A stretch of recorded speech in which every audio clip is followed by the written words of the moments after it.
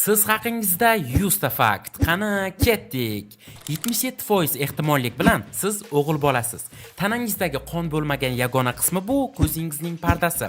Sizning miyangizning sig'imi 4 terabaytdan oshiq. Kameradan ko'ra oynadagi ko'rinishingizni yoqtirasiz. O'ng o'pkangiz chapga qaraganda ko'proq havoni ushlab turadi. Aksirganingizda tanangizning barcha funksiyalari, hatto yurak ham to'xtaydi. 900 ta qalam yasash uchun yetarli uglerodingiz bor. Siz bir nechta butunliklarni o'rnatasiz, lekin ularni doimo o'chirib qo'yasiz. 90% holatda hojatxonada telefoningiz bilan o'tirasiz. Telefoningizni unutganingizda turli xil yozuvlarni o'qib o'tirasiz. Siz telefoningizdagi soatga qaragansiz, lekin 1,5 daqiqadan keyin uni unutib yana qaragansiz. Burningiz bitib qolganda nafas olish qanchalik ajoyib ekanligini eslaysiz, lekin siz buni qadrlamaysiz. Yotishdan oldin turishga qancha vaqt qolganligini hisoblab chiqasiz. Tanangizda 206 ta suyak mavjud. 10 milliondan ortiq rangni ajrata olasiz. Tanangizning 60% suvdan iborat. Siz muzlatgichni ochib, ichida biror narsa bor yo'qligini tekshirib, hech narsa olmasdan yopgansiz. Hozirgi ko'rayotgan videoga like ham bosmagansiz.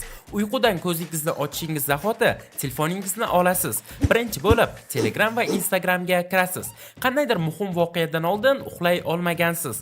Ijtimoiy tarmoqlarda yoshingizni boshida noto'g'ri qo'ygansiz. Pomidorlik sokini yomon ko'rasiz. Siz 1,5 daqiqa vaqtingizni ushbu videoni tomosha qilishga sarfladingiz. Sizning yog'ingiz 7 bo'lak sovun tayyorlashga yetadi. Uyqudan to'ymaganingizda yana 10 daqiqa uxlab olay deb 2-3 soat uxlab qolgansiz. Teringiz yuzasida taxminan 1 trillion bakteriya yashaydi. Siz tushlaringizning 90%ni unutgansiz. Qizarib ketganingizda oshqozoningiz ham qizarib ketadi. Siz uxlayotganingizda kichkina o'rgimchakni yutib yuborgansiz va buni o'zingiz ham bilmaysiz. Albatta hazil. Televizor pulti ishlamayotganida batareyasini chiqarib, qayta joylashtirib ko'rgansiz. Siz mening Telegram kanalimga obuna bo'lmagansiz. Qani buni to'g'rilash uchun hoziroq obuna bo'ling. Siz uchib ketayotgan samolyotni ko'rib, qayerga uchayotganini o'ylagansiz. Siz hozirgidan ko'ra ko'proq pul topishni xohlaysiz.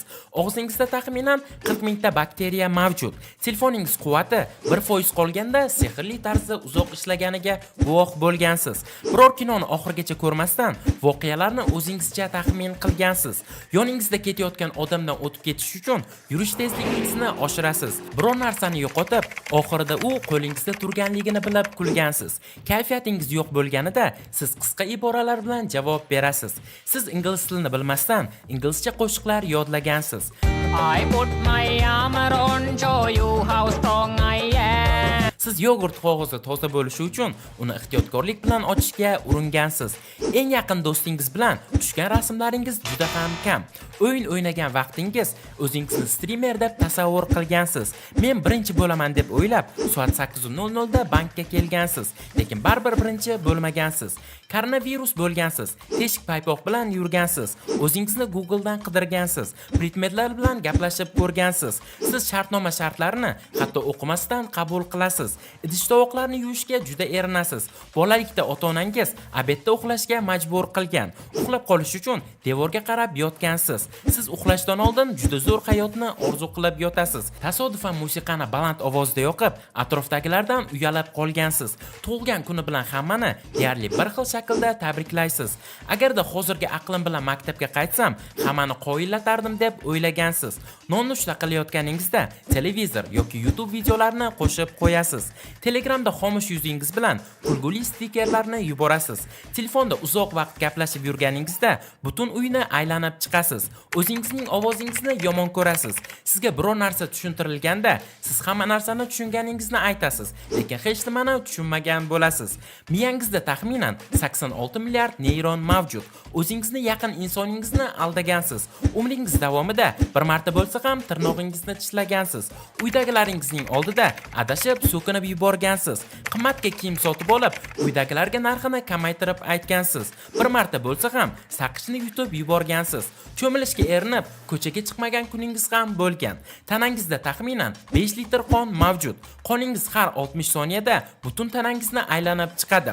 O'rtacha kuniga siz siz taxminan 23 ming marta nafas olasiz. Sizning tanangizda 50 litrlik bochkani to'ldirish uchun yetarli miqdorda suv bor. O'qituvchi doskaga kimnidir chiqarmoqchi bo'lganida o'zingizni juda band qilib ko'rsatgansiz. Matematika darsida misolning javobini bilsangiz ham doskaga chiqishdan qo'rqib turgansiz. Darsdan bir marta bo'lsa ham qochgansiz. Ovqat pishirayotganingizda siz ko'rmas tomoshabinlaringizga ijodiy oshpazlik jarayoni haqida gapirib bergansiz. Buni zararligini bilib ham ugrilaringizni juda ko'p siqqansiz. Siz gaplashishni istamagan odamdan xabar kelsa, uni ignor qilasiz. Telegramda ikkita pitichka qilmasdan maxfiy o'qiysiz. Yotib telefon ishlatganingizda telefon betingizga tushib ketgan. Xonangiz juda jimjit bo'lib ketganda televizorni shunchaki yoqib qo'ygansiz. Kechasi hojatxonadan yotoqqa turbo tezligida yugurgansiz. Biror voqea bo'lganida oldin ham bu voqea bo'lgandek tuyulgan, lekin aniq eslolmagansiz. Uzug'ini barmog'ingizdan chiqara olmay qolgan vaqtingiz ham bo'lgan. Film tomosha qilib turganingizda o'zingizni bosh qahramon deb tasavvur qilgansiz. Miyangiz umumiy tana vaznining taxminan 2% ni tashkil qiladi. Suvsiz bir necha kun, ovqatsiz esa bir necha hafta yashay olasiz. Qo'shiq eshitishni yoqtirasiz, mushuklarni yaxshi ko'rasiz. Siz ketma-ket 3 martadan ortiq aksirgansiz. Bir kecha uxlamagan kuningiz bo'lgan. Oyoqingizni chiqarib uxlaganingizda arvohlardan qo'rqgansiz. Oyoqingizni yopganingizda esa isib ketgansiz. Videoni boshida like bosishni so'ragan bo'lsam ham haligacha bosmagansiz. Yoshligingizda maktabga bormaslik uchun o'zingizni kasaldek tutgansiz. Darsdan keyin qolasan degan gapni eshitib, uydagi rejalaringizni ichingizda o'zgartirgansiz. Biror restoran yoki kafega borganda menyuni uzoq o'qib, baribir odatdagi ovqatni buyurtma qilgansiz. Internetingiz o'chib qolsa, galereyadagi rasmlarni ko'rib chiqasiz. Agarda millioner bo'lib ketsam, butun umr ishlamayman deb reja qilgansiz. Siz bu videoni 90% ehtimol bilan telefonda ko'rdingiz. Do'stlar, ushbu faktlardan taxminan necha foizi to'g'ri chiqdi? Kommentariyaga yozib qoldiring va keyingi video nima haqida chiqishini ham kommentariyada yozib qoldiring. Videoga like bosing, kanalimizga obuna bo'ling va keyingi videolarni kutib qoling. Keyingi videolarda ko'rishguncha, xayr, sog', salomat bo'ling.